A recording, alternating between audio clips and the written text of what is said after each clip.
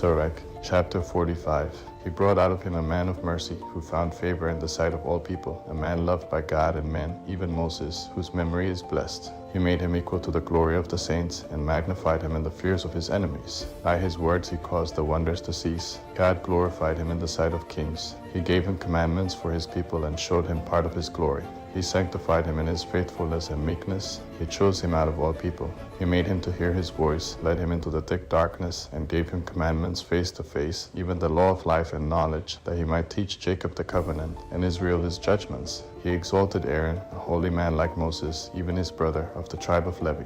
He established an everlasting covenant with him, and gave him the priesthood of the people. He blessed him with stateliness, and dressed him in a glorious robe. He clothed him in perfect splendor, and strengthened him with symbols of authority, the linen trousers, the long robe, and the ephod. He encircled him with pomegranates, with many golden bells around him, to make a sound as he went, to make a sound that might be heard in the temple, for a reminder for the children of his people, with a holy garment, with gold, blue, and purple, the work of the embroiderer, with an oracle of judgment, Urim and Thummim, with twisted scarlet, the work of the craftsman, with precious stones engraved like a signet, in a setting of gold, the work of the jeweler, for a reminder engraved in writing, after the number of the tribes of Israel, with a crown of gold upon the mitre, having engraved on it, as on a signet, holiness, an ornament of honor, the work of an expert, the desires of the eyes, goodly and beautiful. Before him there never have been anything like it. No stranger put them on, but only his sons and his offspring perpetually. His sacrifices shall be wholly burned, twice every day continually.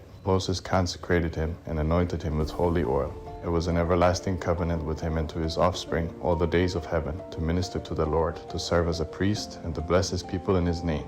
He chose him out of all living to offer sacrifice to the Lord, incense, and a sweet fragrance for a memorial, to make atonement for your people. He gave to him in his commandments authority in the covenants of judgments, to teach Jacob the testimonies, and to enlighten Israel in his law. Strangers conspired against him and envied him in the wilderness, Dathan and Abiram with their company.